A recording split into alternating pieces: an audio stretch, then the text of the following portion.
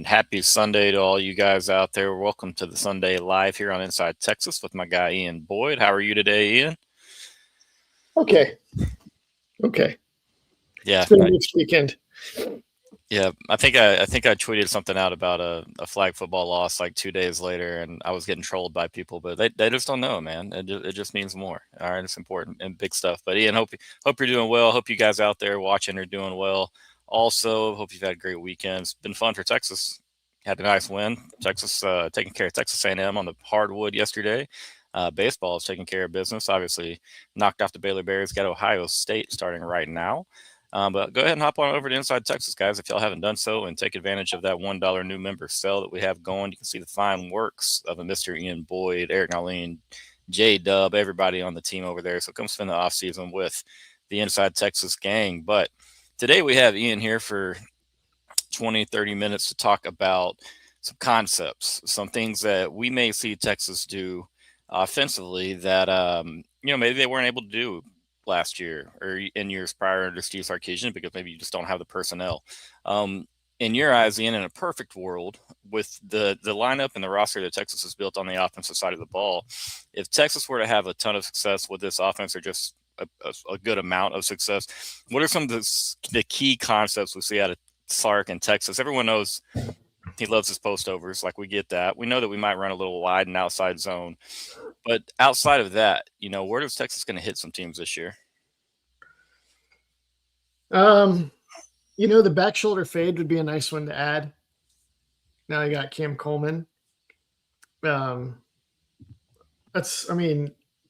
Auburn had him running like goes and back shoulder fades and comebacks and hitches like to a fault.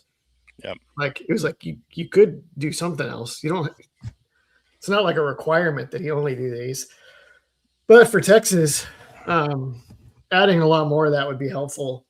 Just to have, you really want to be able to stress a team that's like, you are going to have to commit 2 players to his side of the field all the time, or we're going to attack you down the field, and we're going to do it with back shoulder fades and with anything else.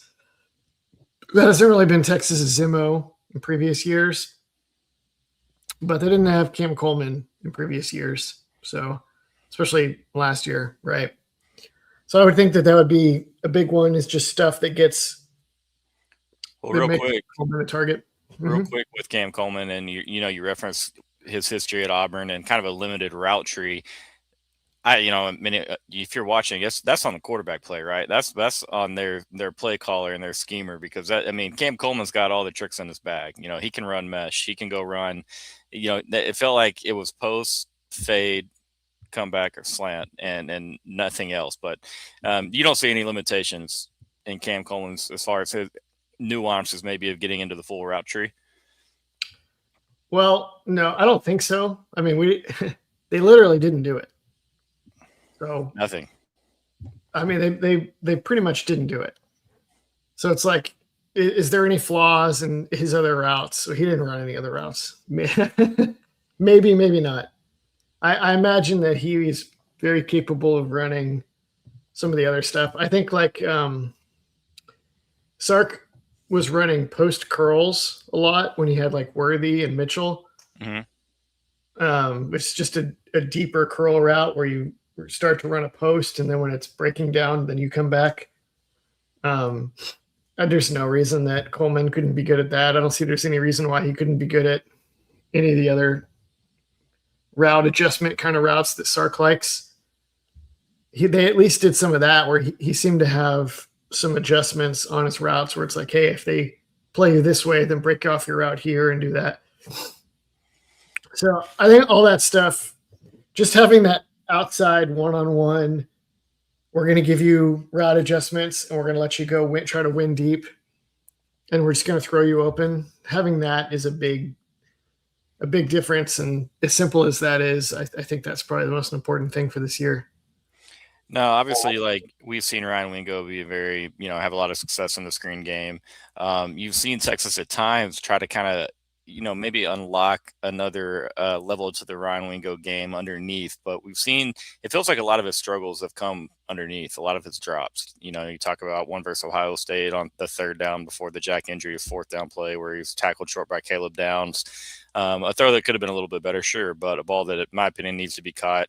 And you have several others throughout the season. Does having a Cam Coleman and a guy that can, you know, extend the field a little bit, win a true 50-50 ball. He's great on, you know, you saw him against Oklahoma. He looked great running a post route and catching the ball in traffic with the defender on his back. You know, does that really benefit Ryan Wingo in creating a little bit more space? Obviously, you got to catch a football. But can Texas, you know, maybe have Ryan Wingo running a little bit more mesh, a little bit more, you know, whip routes or quick routes underneath? You saw a little bit more after the Mississippi State game when they kind of went to more of the quick game concepts. Yeah, you would hope so. There should definitely be more room with Coleman clearing out some space, hopefully taking a safety or at least forcing the post safety to really hang back. They had problems hitting Wingo on some of that stuff where he was wide open and then Arch would turf it or Wingo would drop it. True. And so those two things both have to be better. And there's no like schematic thing or no difference Coleman will make. It's just like these two need to get on the same page on those. I do think the world of screen games stuff to Wingo, it feels like there's more meat on the bone there. They were pretty clever about throwing him screen passes, but it really wasn't like a huge feature to the offense, really. You'd see it early, and then you'd kind of, it'd be a while before you saw another one, particularly Ryan Wingo, like you're saying. Yeah, I don't know. I really don't know why, honestly. It wasn't a bigger thing really from the beginning of the year. It seemed like you had to know in August that throwing this guy the ball at a standstill out in the flat is maybe not super sexy, but boy, is it dangerous. So some of that, they also had like cheat motion stuff where he'd like motion into the slot and then get going up the seam in a run. Mm-hmm. So cheat motion means like they trigger him in motion. He's running parallel to the line of scrimmage. And then when the ball snaps, he turns upfield. And they had those where he would like run inside and get a chance to run by the safety or run outside and have a chance to run by the corner. And that stuff, I would think that there's a lot more meat on the bone there too. I don't know why some of that stuff wasn't more effective last year. Maybe because it was just like either too telegraphed or it was too clear that Texas didn't have anything else to worry about. So just focus on defending that. So maybe that stuff opens up more too this year. Yeah, I mean, you would think with the additions to the offense that, I mean, it's going to be a much more difficult unit to defend than it was a year ago. Between the speed that they have at the running back position, you have kind of, your home run hitters in the backfield, guys that can take it the distance. And then obviously you add Cam Coleman. And just like you said, your hope for Texas is that everything works well enough with Cam Coleman to where you're having to commit two defenders over there. Now, I mean, that doesn't necessarily mean that you're having a successful run game, but I think with Steve Sarkisian, Arch Manning, his legs, and then the two backs that you had, like Texas is going to be okay on the ground. If there's any improvement at all on the interior of the offensive line, are you of the opinion that it's going to be wide zone? And of course, you guys can go check out Ian's work over at Inside Texas anytime and get a lot of his opinions, and he's probably covered these. But is wide zone, outside zone, is that going to be Texas's bread and butter when it comes to the run game? I mean, it should be. We all see that would be a good idea. There's like two big hangups, and one is that Texas's starting five offensive line may not be healthy and practicing together until the summer. Right. Because Gooseby is going to miss the spring. And Lawrence Seymour is finishing classes at Western Kentucky in the spring and may or may not even be ever eligible to play Texas. Yeah. So that's two very likely starters in the starting five. And the way outside zone works is that it's all about your cohesion on the line because you're all trying to move really hard and fast to the left or to the right in concert and making sure that nobody just like runs through your guys as they are on the move. And those trades are difficult to execute where you just make sure that you're passing defenders off effectively without Because it's a timing and teamwork intensive scheme. It makes me nervous if they can't practice it enough to make it the home base. And then the other concern, which also layers onto that, is that Sark doesn't really like to have just one primary run scheme. He likes to have a big, deep bag of run schemes because he likes to have like a bunch of run schemes, find new formations to run them in that stress the defense in different ways. And then from this new formation with the different run scheme, have a play action version of it, an RPO version of it, a screen version of it, which is all awesome.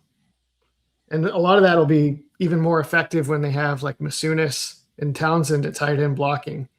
So you can see why Sark would be reticent to give that up with all the stuff he could do just so he could focus on outside zone. So that seems to me like that would be a good idea for getting the most out of the line and run blocking, but it might be hard given the time constraints of the offseason. And then also, I don't know if Sark's going to be about it or not. Well, that's a really good point. And a question for you: Do you think that the multiplicity of a Steve Sarkisian run game, because like you just mentioned, we saw counter, we saw you saw inside zone, you saw outside zone, you saw trap at times. He threw a half dozen or more different run concepts on almost on a weekly basis out there at defenses. Do you think that multiplicity it hurts Texas because you're trying to do so much, and maybe that limits you from having a true bread and butter concept that you've hammered reps at through practices and games, and you've become really, really good at? Yeah, I have a lot of hesitancy about it. I kind of prefer like Lane Kiffin is like inside zone is the name of the game. Mm-hmm. Or he has like a similar approach as Tom Herman, where it's like we may run a couple other things, but we want to be able to run inside zone anytime and all the time and be just good enough at it where we're going to get, even if it's just 1 to 3 yards, we just know that we're going to do a decent job and we're going to get a little bit of a gain to keep the chains going, and we're not going to get a negative play. So they would get like, this is getting to be pretty far in the past now, but Ehlinger would check to it all the time, where it's like they'd call a passing play, like, okay, we have this passing play we like, we're going to try to burn him. He'd check, oh, nope, we're not getting the coverage we were expecting, or we're getting a blitz or something. Ehlinger checks, they motion into inside zone for 3 yards. Now this play is like not killed, and we're still – that to me is a really good way to do things in college football. So I think Texas loses a lot by not having like a core competency in something where it's like they can run home to mama and run inside zone for a yard when they have to. But like I said earlier, Sark is really good at building and layering all these play designs, and the more ingredients he has for play design, where it's like, hey, we can run power, we can run counter, we can run GT counter, we can run trap, we can run mid zone, outside. The more of those plays he has is ingredients to tinker with, the more he can come up with awesome play designs, and those tend to create explosives for Texas. So Sark will trade we blocked pin and pull really badly, we lost 2 yards, but maybe later in the game, we're going to get play action off of it or something, and they've seen it, and we're going to hit it for a 70-yard touchdown. Right. And so Sark is always playing for those explosives. And I think that there's a lot of mathematically that makes a lot of sense. And philosophically it makes at least some sense. So there are trade-offs. People face trade-offs. Yes, and you're always going to have trade-offs. You can have pros and cons to both, and we'll talk a little more about it. But real quick, guys, let's hear a word from our Sunday sponsor, Academy Sports and Outdoors. Yeah. You can't guard me. You need a break. Alex tonight. Do you need a break? Come on. Ben, your mom called. Looks like you're stuck with us tonight. Let's go. Give me a trade. Hey, jumpers. But pros and cons of both sides of it. You know what I mean? Like you just said, I lean towards with college kids and having some that are only in your program from 2, 3, 4 years. I like a little bit of simplicity and being Mhm. able to do that type of thing really, really well. So I am a big advocate of the inside zone guys. I have been since Tom Herman was around. And of course, like, do I think he handled everything at Texas offensively perfectly? Like, no, it's just, I like you're saying, like a Lane Kiffin and the other guys that can really, really lean on that. Like you said, they're going to take 1, 3, 4 yards, and they know that at some point, if they continue to just throw those little jabs in there, defenses at times will get over just a little overly aggressive, and that's when you can really start making teams pay for it. But also, like you said, you're moving the chains. You're not really risking a negative play. There's more risk on a play like an outside or a wide zone for a negative play to happen. But again, I don't have an issue with watching Texas players run scot-free with nobody else on the screen with them for touchdowns, because a lot of when that happens, like you just said, Ian, it comes from Sark layering a lot of these calls, these scripts sometimes, and he's really getting in there. I mean, he's really, really good, obviously, at knowing how a defense is going to line up the things and then adjusting once they've lined up and shown him what they're going to do. Maybe they've tweaked it a hair or two from what he's seen previously. Real quick, we got a question from Mr. Woodrum. And thanks for watching, Robert. You're always in here, man. Do you think the running game will be effective inside the 10? And for Texas fans, I mean, I think we just take more effective at this point. What are you thinking about that? Yeah, maybe. I think having Townsend and Masunis will help. I think having better running backs will help. I think having a dual threat quarterback will help.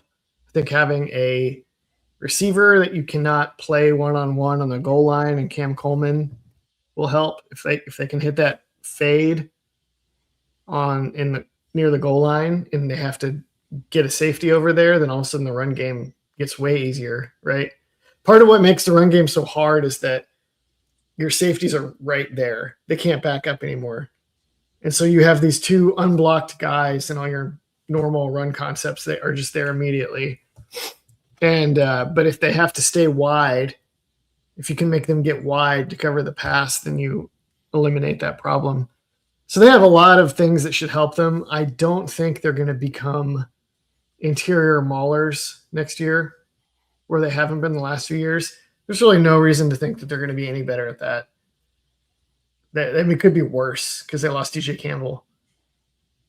I don't want to live in that world. But they should be able to create a lot of problems in the red zone, and they should be better in the red zone, even if they're not better at getting low and just moving people in the interior gaps. So. Yeah, that's well said. I think, with everything around the run game, from Arch Manning his arm, you added a big-time red zone target in Cam Coleman. I mean, think about Quinn Ewers and Matthew Golden and how they really kind of hit stride together. You can't go out there and guard Cam Coleman one-on-one. I know Sark will sit there and pick it apart. So obviously you've got Ryan Wingo. You're going to still be able to run the quick game, the quick screen game on the goal line.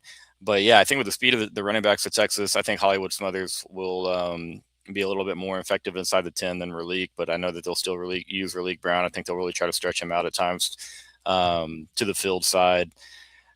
Curious to see. I mean, it'll look better. I don't think overall, like Ian's saying, it might not be particularly better of a unit as far as moving bodies or just being nasty at the point of attack. But with everything around them, I mean, it's pretty tough to defend. And you got to think with Arch's legs and as confident as he seemed running the football late in the year. I mean, he's not afraid to throw a shoulder down. Like, they'll be better inside the 10. It's just how much better.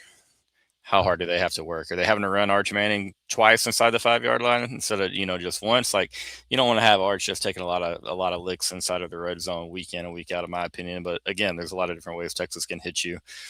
What would you do with this Texas offense, Ian? One concept, one thing that you don't necessarily see Texas do, that you're like, man, if we implemented that, if we got good at that, it could make a big difference for what we're doing on the field. Man. Is it a long list? No, I think it's just zone read. Okay. They did run last year, but it looked to me, and Paul, and we talked about this in some deep dives, it looked to me like they were just guessing, and they didn't actually practice the read. And they just They just made it up. They're just like predetermined it. And they should run it for real. Like that play on Michigan, Mhm. where Manning kept it, and then I think that's the one where he got up to like 35 miles an hour or whatever it was, insane speed. Was like I think a predetermined zone read where he was going to throw a bubble screen off of it, and then he saw the defender in his vision run to the bubble, and so Arch was like, "Forget it," and kept it and ran down the seam, and they had nobody left. Even that one, I'm not sure if that was like a real zone read. It might have been, but that play would be just so effective for Texas because he's so fast and dangerous.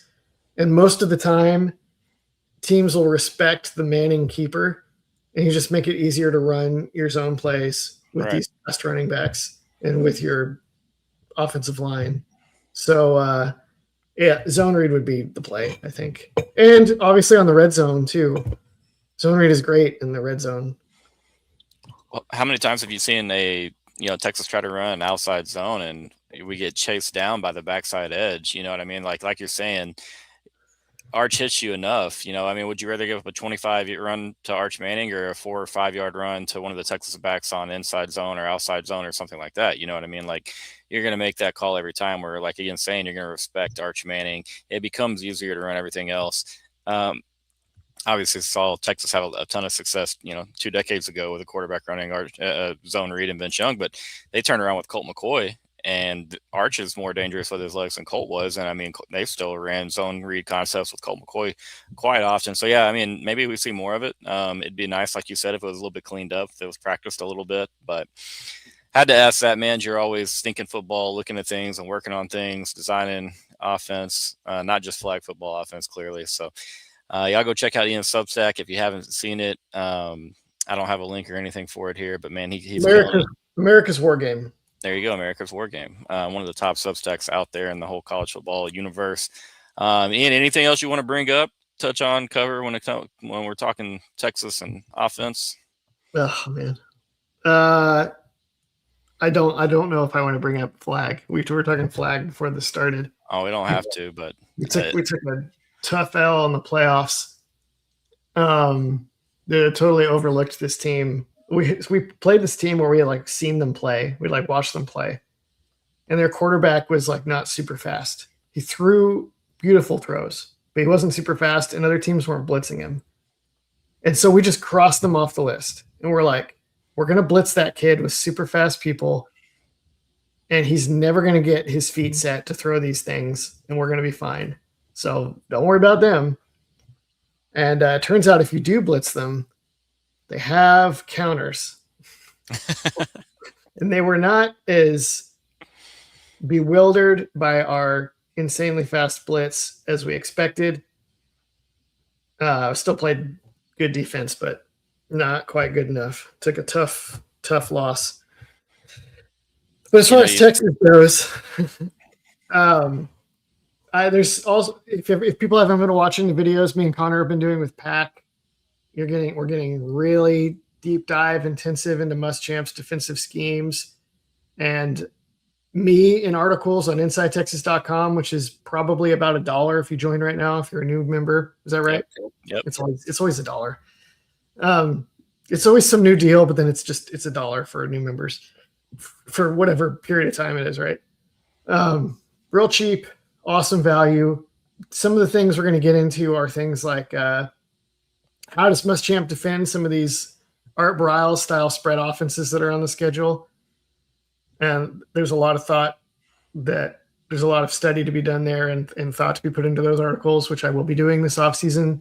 We're going to talk about some of the weaknesses Muschamp's defense can have against dual threat quarterbacks and what to do about that.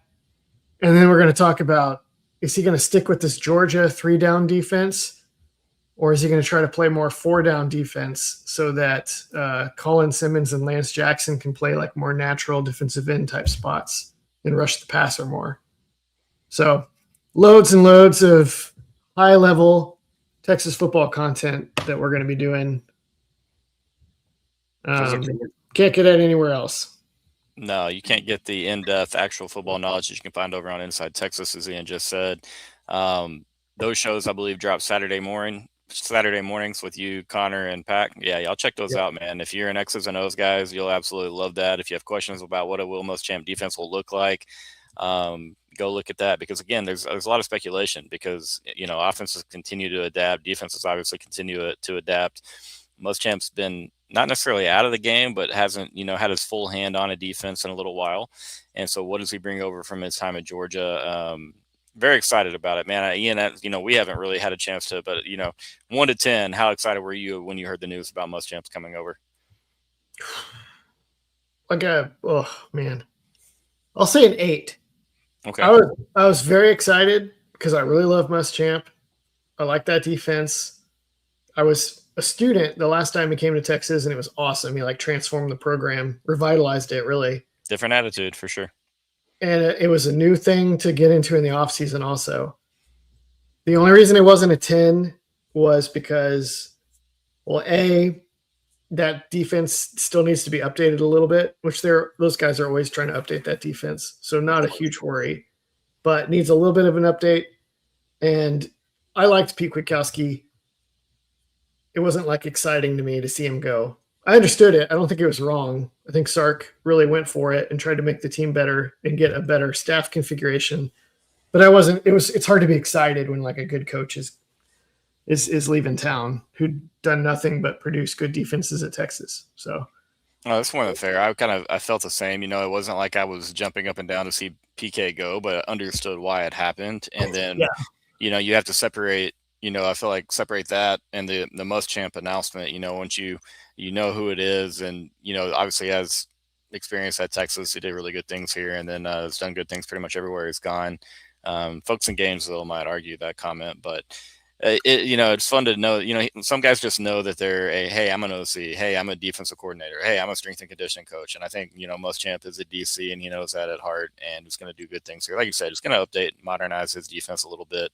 To match the things that are going on in the college football. But yeah, I want to go hear the Veer and Shoot video. Go check that out. Have y'all done that one yet, or does that come out Saturday?